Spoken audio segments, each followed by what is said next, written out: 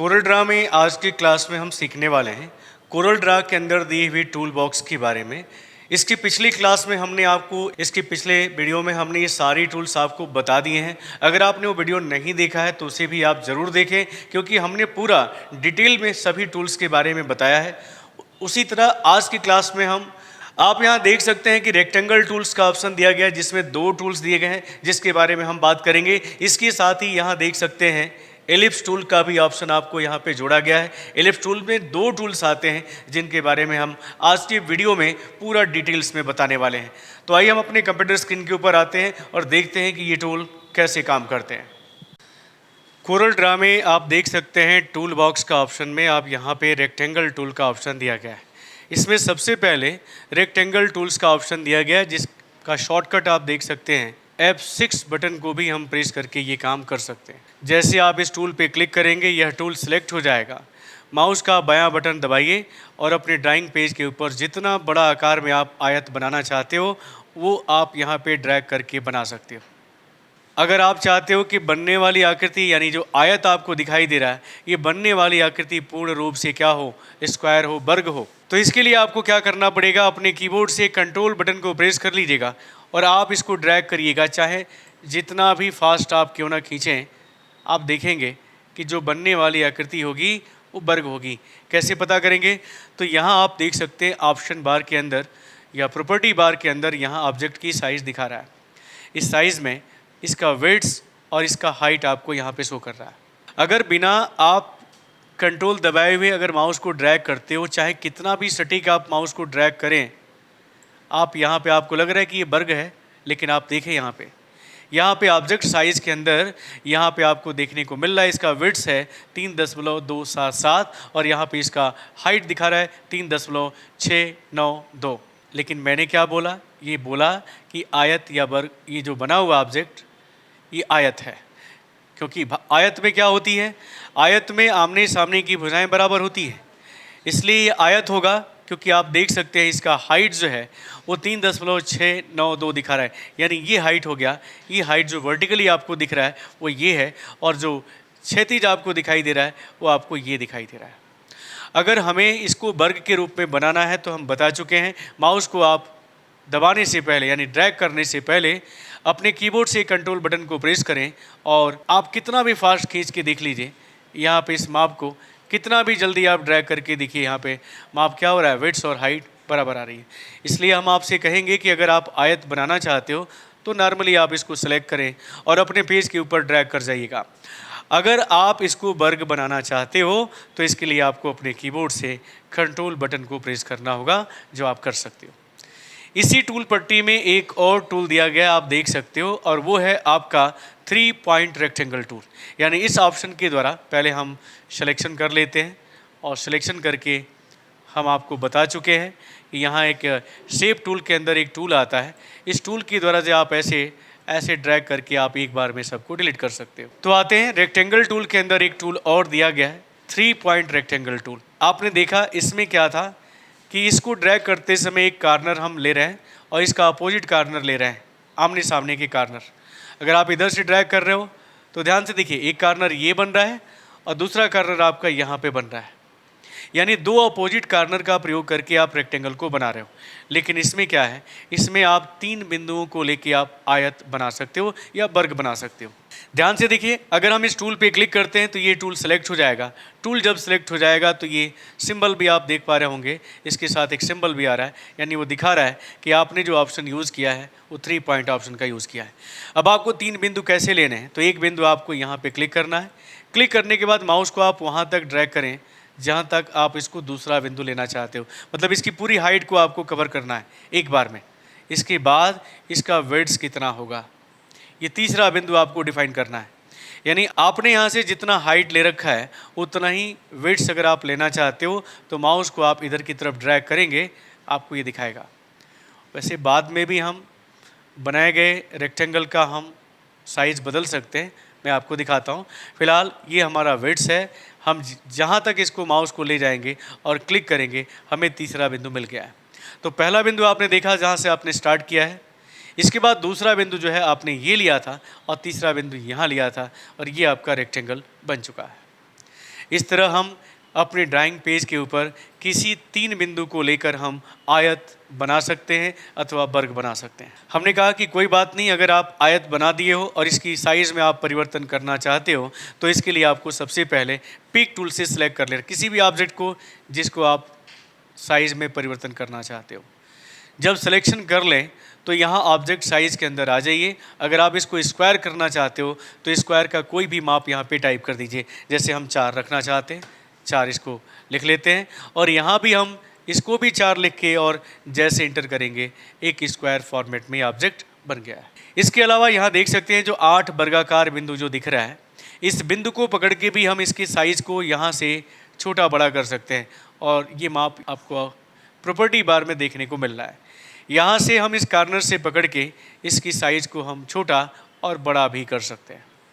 वैसे एक अनुपात में अगर बढ़ाना है तो आप यहाँ पे क्लिक करेंगे। केवल वेट्स बढ़ाना है तो आप इधर की तरफ इसको क्या करेंगे, ड्रैग करेंगे। और केवल हाइट बढ़ाना है तो आप यहाँ पे क्लिक करके आप इसको ऊपर की तरफ ले जाएंगे, इसकी हाइट चेंज हो जाएगी। इस तरह हम अपने ड्राइंग पेज के अंदर 2 टूल्स का यूज़ करते हुए हम क्या कर सकते हैं, आयत अथवा वर्ग बना सकते हैं। अगर बनाए हुए आयत के कोने को आप राउंड करना चाहते हो, गोलाकार करना चाहते हो, तो इसके लिए आप देख सकते हैं प्रॉपर्टी बार में यहाँ पे विकल्प आ रहा है और यहाँ पे विकल्प आ रहा है लेफ्ट रेक्टेंगल कॉर्नर राउंडेड, यहाँ पे आ रहा है राइट रेक्टेंगल कॉर्नर राउंडेड। यहाँ पे देख सकते हैं ये आपका बॉटम साइज़ का हो गया और ये आपका बॉटम राइट साइड का हो गया। और यहाँ साथ में देखिए लॉग का सिंबल दिखाई दे रहा है। इसका मतलब है कि अगर हम इसको बढ़ाते हैं तो एक अनुपात में सभी कोने क्या होंगे, राउंडेड होंगे। आप यहाँ से देखिए मैं इसको राउंडेड कर रहा हूँ, सभी कोने एक जैसे आपको बराबर। ऐसा क्यों हो रहा है, क्योंकि ये लॉक लगा हुआ है और लॉक लगे होने का मतलब है कि चारों कोने एक निश्चित अनुपात में क्या होंगे, राउंड होंगे। अगर आप चाहते हो कि नहीं अलग अलग कोने को अलग अलग राउंड प्रदान किया जाए तो इसके लिए आप इस लॉक को हटा दीजिएगा, लॉक को आप ओपन कर दीजिएगा। लॉक जब ओपन हो जाएगा तो जो राउंड है राउंड हो चुका है, लेकिन मान लीजिए कि हमें केवल इसी कॉर्नर को राउंडेड करना है तो आप यहाँ से क्लिक करके देखिए केवल ऊपर राइट साइड का कॉर्नर ही यहाँ पे गोलाकार हो रहा है और ये वैल्यू कहाँ तक जा सकती है, 100 तक आप इसको जो है ले जा सकते हो और मैक्सिमम ये 100 तक राउंडेड होगा। इसी तरह अगर आप बॉटम में लेफ़्ट साइड में कॉर्नर करना चाहते हो, राउंड करना चाहते हो तो आप यहाँ पे आइएगा और इस वैल्यू को आप यहाँ से क्या कर सकते हो, बढ़ाकर इस कोने को जितना चाहिए उतना गोलाकार कर सकते हो। आप देख सकते हैं ऐसा इसलिए हो पा रहा है क्योंकि हमने लॉक को यहाँ से हटा दिया है और लॉक हटाने का मतलब है कि सभी कॉर्नर पे अलग अलग नियंत्रण आपके द्वारा किया जा सकेगा। कि अगर आप देख सकते हैं कि ये आपका ये रेक्टेंगल है, अगर इसका भी हमें राउंडेड शेप लेना है तो आप यहाँ से इसको बढ़ाकर ले सकते हो, लेकिन हमने कहा कि अगर चाहो तो आप शेप टूल का भी प्रयोग कर सकते हो और शेप टूल से भी इस हिस्से को आप राउंडिंग कर सकते हो। देख सकते हैं आप इस तरह भी हम राउंड शेप दे सकते हैं। तो इस ऑप्शन का प्रयोग करके मतलब शेप टूल के द्वारा भी हम कॉर्नर को राउंडेड बना सकते हैं और इसके द्वारा भी जो प्रॉपर्टी बार में आपको दिखाई दे रहा है यहाँ से भी हम कॉर्नर को जितना चाहें उतना राउंड कर सकते हैं। ठीक है, इसके बाद देखिएगा अगला टूल जो है रेक्टेंगल टूल के बाद आता है और इस टूल का नाम है पहला tool ellipse tools. Shortcut button भी आप देख सकते हो, इस टूल का भी यूज़ करके हम क्या कर सकते हैं, एलिप्स, सर्कल या ओवल बना सकते हैं। ऐसा करने के लिए आपको सबसे पहले इस टूल पे क्लिक करना है। पहले एक काम करते हैं, इसको हम डिलीट कर लेते हैं। देख सकते हैं बाबू रेक्टेंगल टूल्स के नीचे की तरफ जो है एलिप्स नाम का टूल दिया गया है। जैसे आप इस पर क्लिक करेंगे यह टूल सेलेक्ट हो जाएगा। जिस तरह आपने आयत को बनाया है, वर्ग को बनाया है, ठीक उसी तरह आपका एलिप्स टूल भी काम करता है। इस टूल को सिलेक्ट करने के बाद अब यहाँ देख सकते हैं प्रॉपर्टी बार में अगर आपको कंप्लीट सर्कल बनाना है या एलिप्स बनाना है तो आप इस पर क्लिक करेंगे और क्लिक करने के बाद आपको अपने पेज के ऊपर ड्रैग करना है। ड्रैग करते ही आपके सामने ये एलिप्स बन जाएगा, सर्कल बन जाएगा। लेकिन अगर आप इस पर क्लिक करते हो तो ये पाई का सिंबल हो जाएगा। आप देख सकते हैं अगर हमें पूर्ण रूप से गोलाकार या अंडाकार शेप नहीं बनाना है तो आप इस पर यानी टूल को सिलेक्ट करने के बाद आपको इस पर क्लिक करना है। क्लिक करने के बाद जब आप माउस को ड्रैग करेंगे तो कुछ इस तरह का शेप आपके सामने बनेगा, लेकिन जैसे पाई पे क्लिक करेंगे ये सिंबल कुछ आपको इस तरह दिखाई देने लगेगा। अब यहाँ इसके साथ कुछ विकल्प आ रहे हैं जिसके द्वारा हम स्टार्टिंग और एंडिंग एंगल को चेंज कर सकते हैं। यहाँ देखिएगा, अगर हम इसको घुमाना चाहते हैं तो ये एंगल देखिएगा, स्टार्टिंग एंगल यहाँ पे बदल रहा है। आप जितना चाहिए जिधर की तरफ उसको आप यहाँ से आप बदल सकते हो, यहाँ से आप कम कर सकते हो। इसके साथ ही अगर आप देखें यहाँ पे एंडिंग एंगल को चेंज करना हो तो आप ये एंडिंग, ये आपका स्टार्टिंग हो गया और ये आपका एंडिंग हो गया। यहाँ से आप इसको बढ़ा सकते हो और जहाँ तक आपको एलिप्स के रूप चाहिए, पाई का रूप चाहिए, वैसे आप इसको ले सकते हो। तो इसको आप ये रूप दे सकते हो। अगर आप पाई का रूप नहीं देना चाहते हो, वैसे आप इसको कलर भी डाल सकते हो जो कलर देना चाहते हो। अगर आप इसमें ये सॉलिड रूप भी दिखाई दे रहा है, अगर आप चाहते हो कि नहीं ये केवल आर्क रूप में दिखाई दे तो आप इसको यहाँ पे क्लिक करके आर्क का शेप ले सकते हो, जो एक 2D सिंबल होगा, 2D शेप में दिखाई देगा। यानी केवल इसमें एक लाइन दिखाई देगी जो यहाँ से स्टार्ट हो रही है और यहाँ की क्या हो रही है, एंड हो रही है। यानी आप सर्कल बनाते समय डिसाइड करिए कि आपको क्या बनाना है। आपको एलिप्स बनाना है, आपको पाई बनाना है, या आपको आर्क बनाना है। साथ ही हमने ये आपको जो है स्टार्टिंग और एंडिंग एंगल को बदल के हमने ऑब्जेक्ट को अलग अलग रूपों में बदलना भी आपको बताया। यहाँ से आप इसका हेयर लाइन भी चेंज कर सकते हो, यानी इसकी मोटाई कितनी होगी। अगर आप इस पर क्लिक करते हो तो कुछ इस तरह के कलर इसके अंदर फिल कर दिए जाएंगे। अगर इसके ऊपर आप राइट बटन दबा के आप क्लिक करते हो, ध्यान दीजिएगा, आपको हम बताना चाहते हैं कि अगर इस ऑब्जेक्ट के अंदर कोई कलर फिल करना है तो इस कलर पैलेट्स के अंदर आके आप इस पर क्लिक करेंगे तो कलर फिल कर देगा। लेकिन अगर इसका आउटलाइन बदलना है तो उस कलर के ऊपर आपको राइट बटन दबाना होगा। ध्यान दीजिएगा, उस कलर के ऊपर अगर हम राइट बटन को प्रेस करते हैं तो वो कलर आउटलाइन का चेंज हो जाएगा। ध्यान दीजिएगा, बहुत ईजी है, आप ये काम कर सकते हो।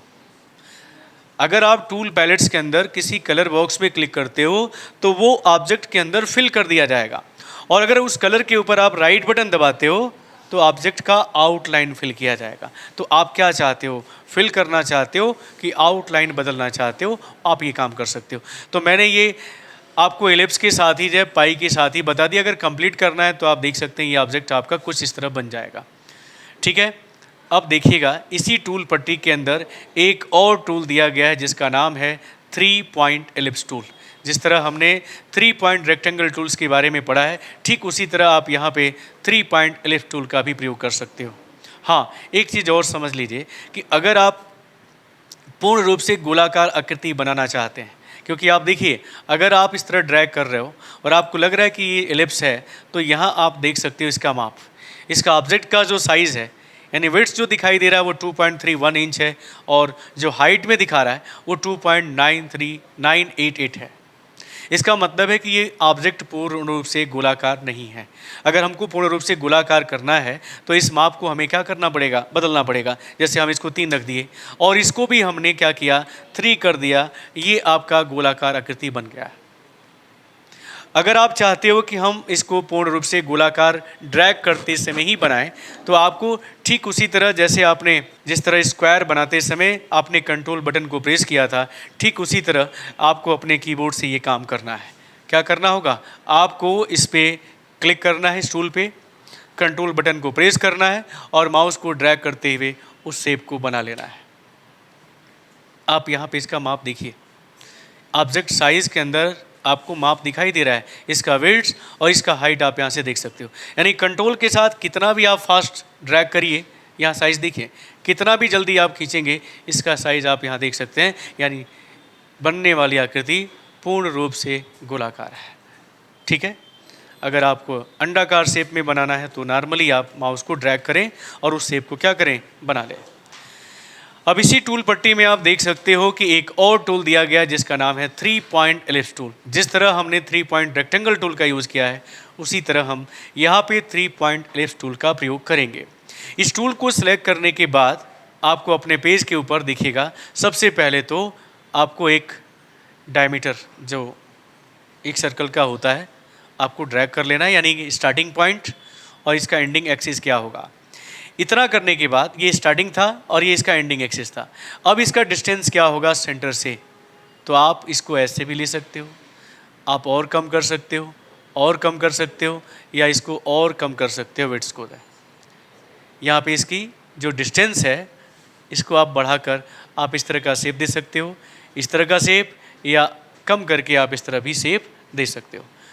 तो मैं इसको ऐसे लेता हूँ और यहाँ पे मैं इसको क्लिक करके जो है इस तरह का शेप दे देता हूँ। अब इसमें भी देख सकते हैं कि ये टूल आपका काम कर रहा है, पाई का आ रहा है, यहाँ आर्क का आ रहा है, और ये भी हमने बताया कि इसका स्टार्टिंग क्या होगा और एंडिंग क्या होगा। ये सब चीज़ें आप बदल सकते हो। इसका हेयर लाइन्स वगैरह भी आप यहाँ पे बदल कर इसमें जो कलर फिल करना हो कलर, आउटलाइन बदलना हो तो आउटलाइन बदल सकते हो। आउटलाइन का विड्थ क्या होगा यहाँ से आप बढ़ा सकते हो। तो इस तरह हम 3 पॉइंट ऑप्शन का भी प्रयोग करके एलिप्स या सर्कल को बना सकते हैं। तो उम्मीद करते हैं कि आज का वीडियो आपको पसंद आया होगा। वीडियो पसंद आया हो तो प्लीज़ वीडियो को लाइक करें, कमेंट्स करें कि वीडियो कैसा लग रहा है, और अपने दोस्तों के साथ शेयर भी करें। तो आज की वीडियो में बस इतना ही। नमस्कार, जय हिंद।